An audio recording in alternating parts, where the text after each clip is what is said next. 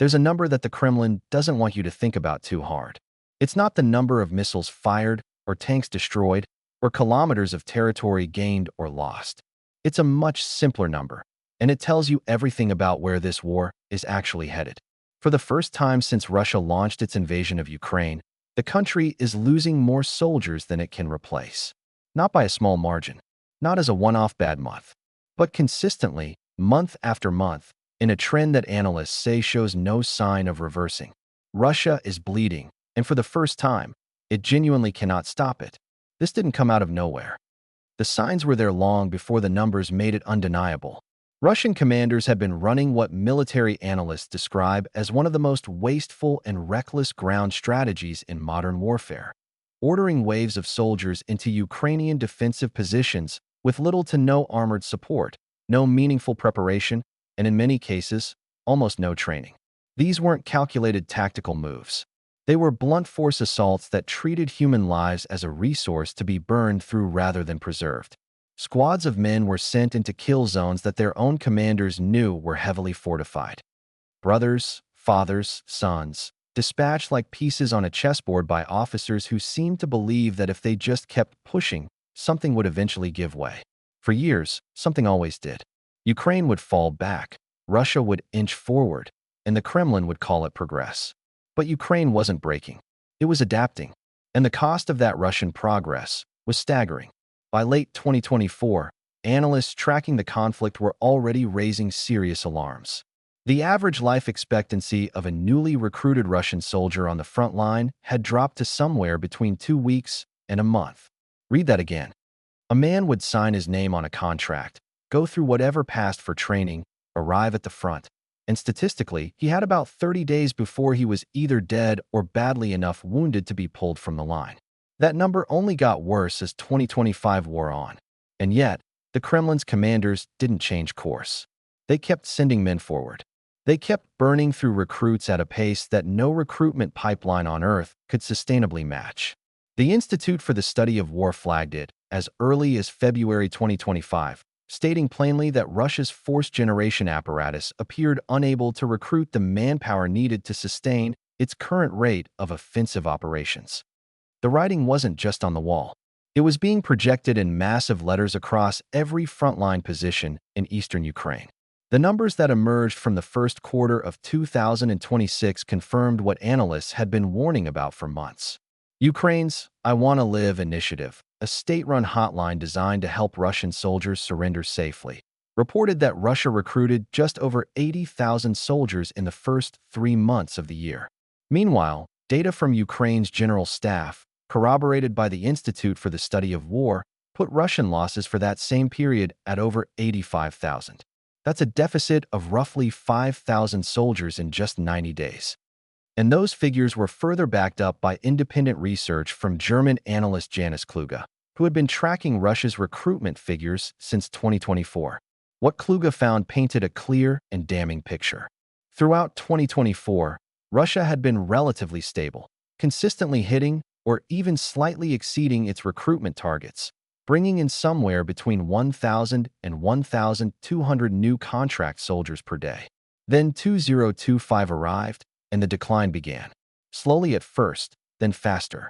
Some months saw drops of 20% or more compared to the month before. By early 2026, Russia was averaging just 800 new recruits per day. At that rate, the Kremlin's stated goal of signing 409,000 contract soldiers in 2026 isn't just ambitious. It's essentially a fantasy. Organizations tracking the data have already predicted Russia will fall well short of that target. The question now isn't whether Russia has a manpower crisis. It's how far the crisis goes, and how far the Kremlin is willing to go to try to solve it. To understand why recruitment has collapsed so dramatically, you have to understand what happened to Russia's original recruitment pitch. Back in early 2022, the Kremlin's propaganda machine was running at full power. State media was telling Russians that the special military operation was a noble, necessary mission, that Ukrainian citizens were practically waiting to be liberated, that resistance would crumble within days, and that the whole thing would be wrapped up before anyone back home had time to worry. For a certain kind of person, young, financially struggling, patriotic, or simply naive, that pitch worked. The sign-on bonuses being offered were genuinely life-changing sums. The promise was simple: go, serve, come home a hero with enough money to transform your family's life. Tens of thousands of men bought into it. But weeks became months. Months became years. And the lies became increasingly difficult to sustain. The soldiers who came home, the ones lucky enough to come home at all, told different stories than the ones on state television. The men who didn't come home sent a message of their own. Slowly, painfully, a growing portion of the Russian population began to understand the reality. Signing a military contract wasn't an opportunity. It was, in all likelihood, a death sentence. And an increasing number of people decided they wanted no part of it. So the Kremlin adapted its tactics. If people wouldn't volunteer willingly, Russia would find other ways to fill the ranks. The first move was financial, dramatically increasing the one-off signing bonuses to levels that dwarfed the average Russian salary, making the money so significant that some families felt they had little choice but to consider it. When that wasn't enough, they lowered the bar for who could even serve. Russia's Minister of Defense pushed through legislative changes that allowed people with certain diseases and medical conditions that would previously have seen them automatically disqualified, to join the military. HIV, tuberculosis, hepatitis C, conditions that require ongoing medical management, that compromise physical capability, that in any other military in the world would be absolute barriers to service. Russia decided they were acceptable. Then came the prisons. Recruiters went directly into correctional facilities and offered inmates a deal. Sign up for a 6 or 12-month stint as a soldier and walk out of your cell with a clean slate. Your sentence wiped. Your record erased. For men serving long sentences with nothing but years of confinement ahead of them, it was a tempting offer, even if what waited for them on the other side was a Ukrainian drone strike. Russia also turned to its allies for help.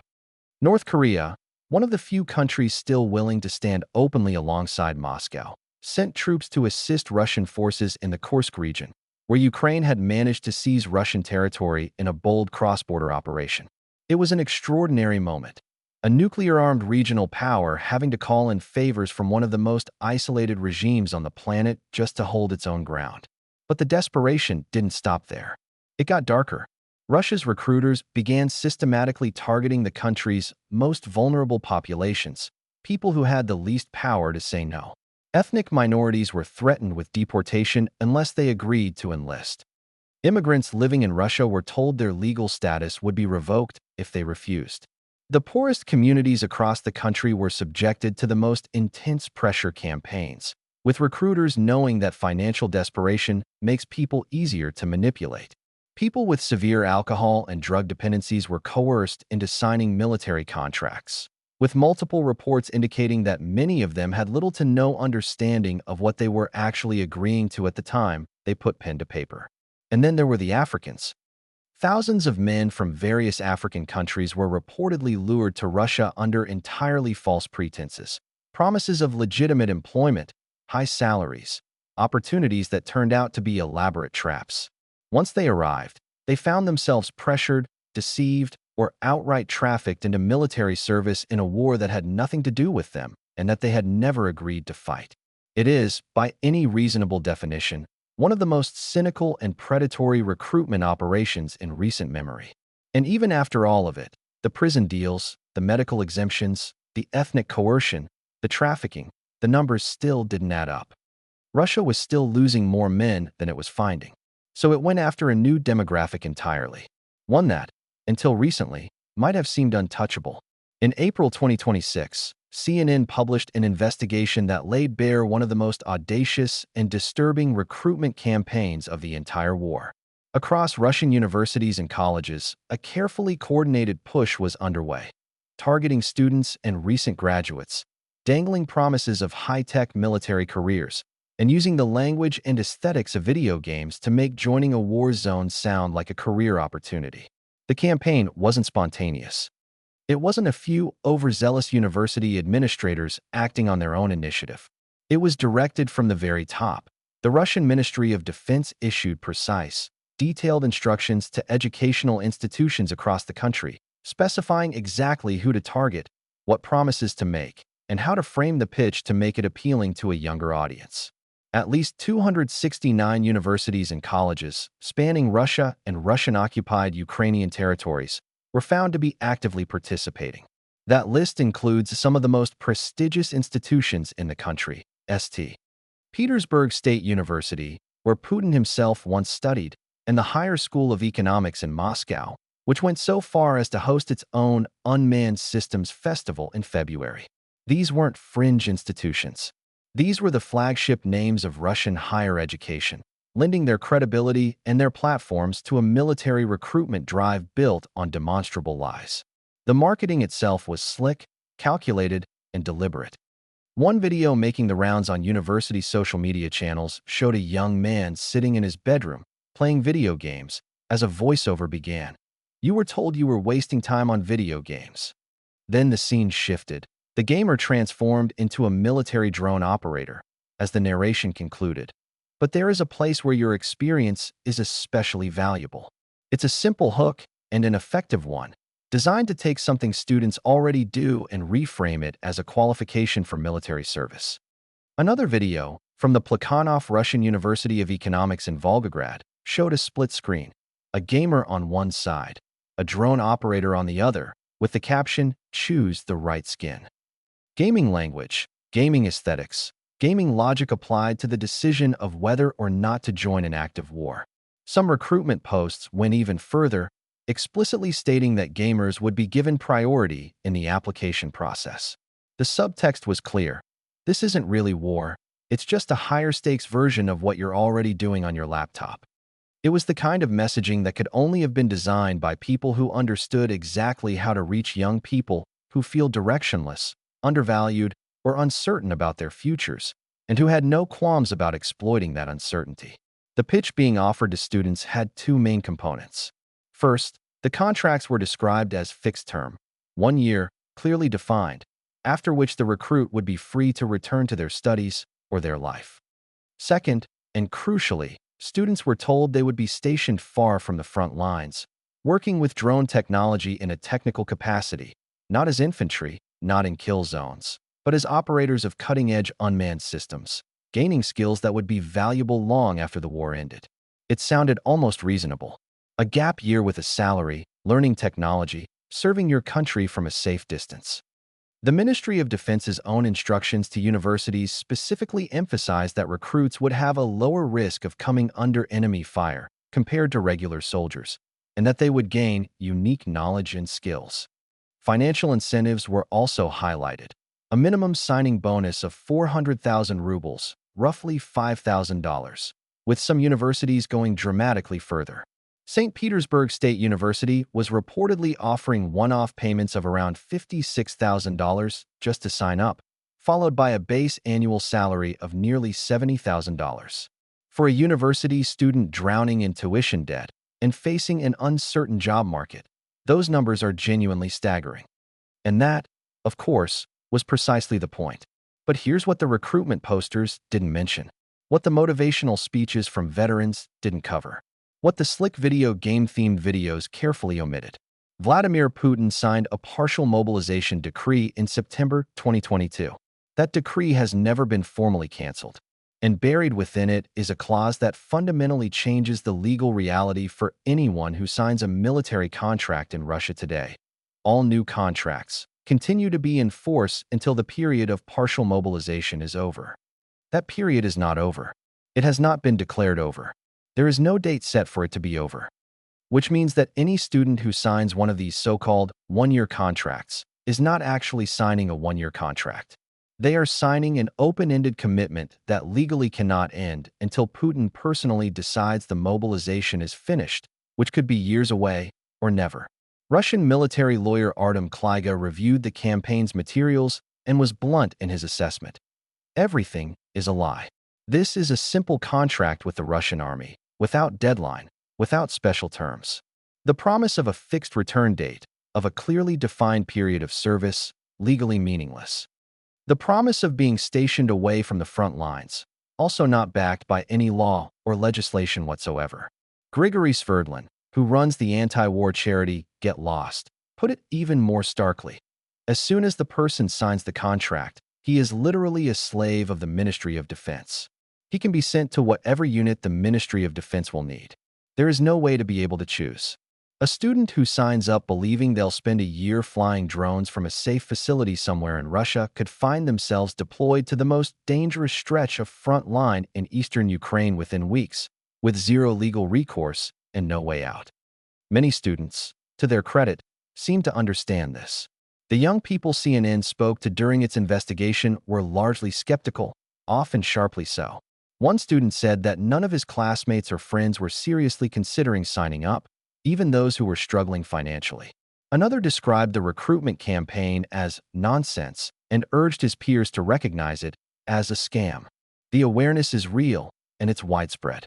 But awareness alone doesn't make a campaign fail, especially when the campaign is being run by institutions that have leverage over the very people they're trying to recruit. Because the truly disturbing part of this story isn't the slick videos or the inflated bonuses. It's what some universities are allegedly doing to the students who aren't convinced. Reports have emerged of universities deliberately tightening assignment deadlines, making coursework harder to complete on time, and effectively engineering failure among their student bodies. The logic, as grim as it is, follows a clear line. More students failing means more students under financial and academic pressure, and students under pressure are significantly easier to push toward a military contract.